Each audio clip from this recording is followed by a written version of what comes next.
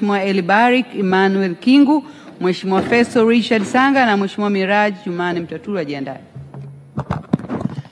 Mheshimiwa Mwenyekiti, kwanza nikushukuru kabisa kwa dhati ya moyo wangu kwa kunifanya kuwa mchangiaji wa kwanza katika hotuba ya wizara hii muhimu kabisa kwa nchi yetu. Lakini pia ni kushukuru wewe na kiti chako kwa niaba ya Mheshimiwa Spika wa Bunge letu la Jamhuri ya Muungano wa Tanzania, Naibu Spika pamoja na wenye viti kwa namna ambavyo mmetupa fursa wa bunge kutoa michango kwa maslahi ya nchi yetu tunapoenda kumaliza bajeti ambayo itatufanya wabunge twende kwenye election na turudi tukiwa na nguvu tele ya kuwatumikia Watanzania. Mheshimiwa Mwenyekiti, leo mimi nitajikita kwenye mambo makubwa mawili. Na kwa kweli mchango wangu utakuwa katika mambo ya kitaifa. Nina imani mambo ya jimboni, mambo ya minara, na sisi pia tunahitaji fiber, na nina imani kabisa waziri na timu yake wamejipanga watayafikisha. Lakini leo mchango wangu utakuwa kutoa ushauri katika masuala mazima ya kitaifa kwa lengo la kuisaidia serikali kufanya maamuzi sahihi yatakayoleta tija katika kuleta investment katika taifa letu katika masuala mazima ya sekta ambayo Mheshimiwa Jerry anaiongoza. Mheshimiwa Mwenyekiti, taifa letu lilitunga sera ya mawasiliano mwaka 1997. Sera ya mawasiliano ya mwaka 1997 ilijikita katika kuhakikisha taifa letu linavutia uwekezaji mkubwa katika sekta ya telecommunication na mambo yanayohusiana na mawasiliano katika taifa letu. Mheshimiwa Mwenyekiti, naomba nilipe bunge lako tukufu taarifa. Mwaka 2010 serikali yetu walileta bungeni Electronic and Postal Communication Act ikatungwa, ambayo iliweka vipengele ambavyo hivyo vitakuwa mwongozo wa hoja ninayotaka kuijenga siku ya leo. Mheshimiwa Mwenyekiti, kwanza kabisa serikali ya Chama cha Mapinduzi ambayo sasa inaongozwa na Rais mwanamama shupavu Daktari Samia Suluhu Hassani inapaswa kupongezwa kwa kiwango kikubwa. Serikali hii ya Chama cha Mapinduzi kwa takribani miongo katika kipindi cha miaka 20 tumeona, leo tumepewa statistics, taifa letu limeweza kuwa na line zilizosajiliwa zinazowafanya watu waweze kuwasiliana kwa kufika line milioni 97. Hongera serikali ya Chama cha Mapinduzi, hongera Rais Daktari Samia Suluhu Hassani. Mheshimiwa Mwenyekiti, sheria ya Electronic and Postal Communication iliyotungwa mwaka 2010 na kuja kusisitizwa kwa Finance Act ya mwaka 2016 na kufanyiwa marekebisho revision ya sheria ya Electronic and Postal Communication ya mwaka 2022 section 26 kifungu kidogo cha kwanza mpaka cha 4. Ninaomba waziri ukae kwa kutulia na naibu wako mnisikilize ushauri ninaokwenda kuwapa kwa maslahi ya taifa. Mheshimiwa Mwenyekiti, sheria hii tulipoitunga mwaka 2010 na tukafanya mabadiliko yake mwaka 2022 katika masuala ya kampuni za mawasiliano, Mheshimiwa Mwenyekiti, tulitunga article ambayo iliyalazimisha makampuni yote ya simu Tanzania kujilisti katika stock of exchange kwa kuyataka kuachilia 25% ya stake zinunuliwe na Watanzania. Na lengo la sheria lilikuwa jema kabisa, kuwafanya Watanzania waweze kumiliki uchumi wa taifa lao, ili tunaposema tunakuza uchumi, raia wa Jamhuri ya Muungano wa Tanzania wawe sehemu ya kumiliki uchumi wa taifa letu kwa lengo la kuwafanya kuwa sehemu ya uchumi. Lakini Mheshimiwa Mwenyekiti, naomba kwa bahati mbaya sana niseme, wakati sheria hii inatungwa, tulipokuja kuifanyia revision mwaka 2022 tukatoa kipindi cha miezi 6 kuhakikisha makampuni yote ya telecommunication, MNOs zote za nchi yetu zinakwenda kujilisti ndani ya miezi 6 katika DSE ya Tanzania. Mheshimiwa Mwenyekiti, wakati huo hisa ambazo zilifanywa evaluation na owner wa kampuni ya kwanza walikuwa ni Vodacom Tanzania. Walipokwenda kujilisti kwenye stock of exchange, hisa ziliuzwa kwa shilingi 850 kwa hisa moja.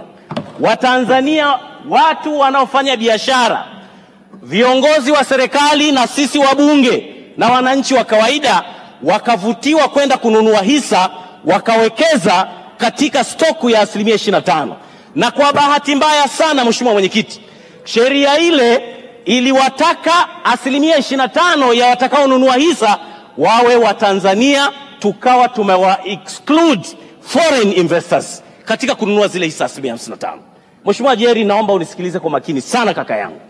Mheshimiwa Mwenyekiti, leo tunapozungumza hapa, baada ya Watanzania kutoa mitaji yao wakanunua hisa kwenye kampuni ambayo ilikuwa ya kwanza kulist kwenye stock of exchange.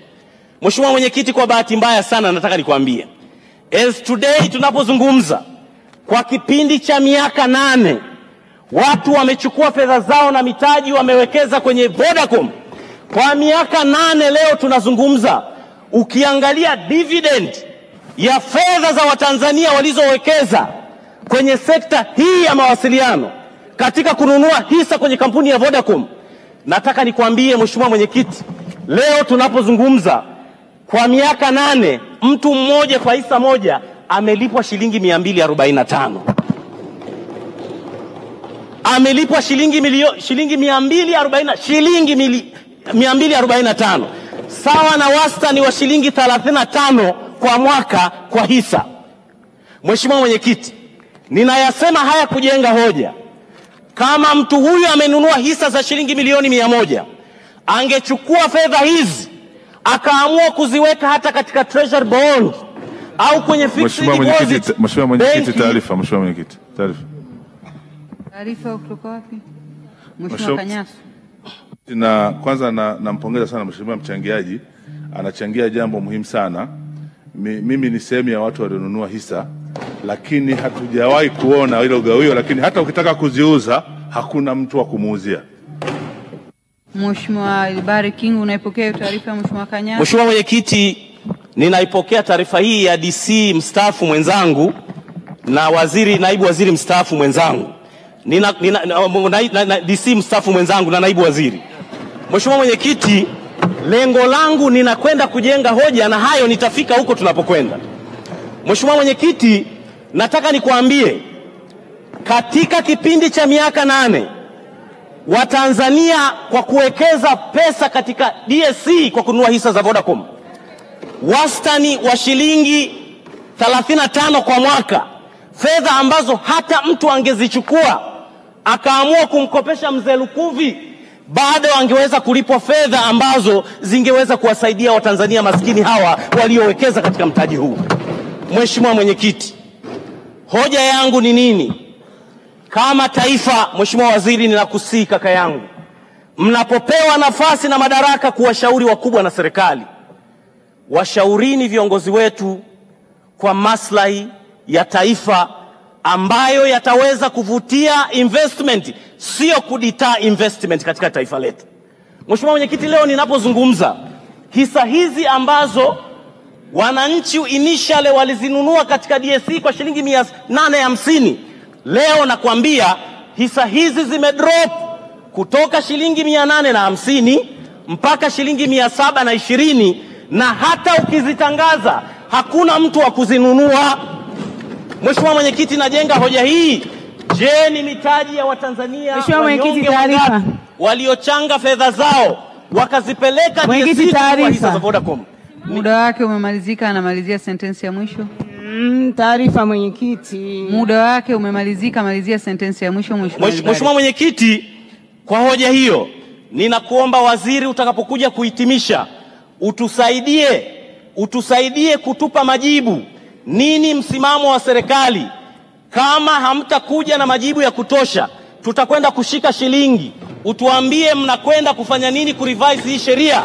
Muache soko liamue watu kwenda kujilisti kwenye DSE, na watu wakifanya hivyo tutakuwa tumeokoa mitaji yao. La mwisho, Mheshimiwa Mwenyekiti, la mwisho, na kuomba radhi sana Mheshimiwa Mwenyekiti, katika hotuba yake waziri, ninyi nataka niwashauri, Rais mwaka jana mwezi wa 8 alitoa maelekezo kwenu muweze kuhakikisha kwamba TTCL inajiendesha kibiashara. Mheshimiwa, nakuomba dakika moja tu.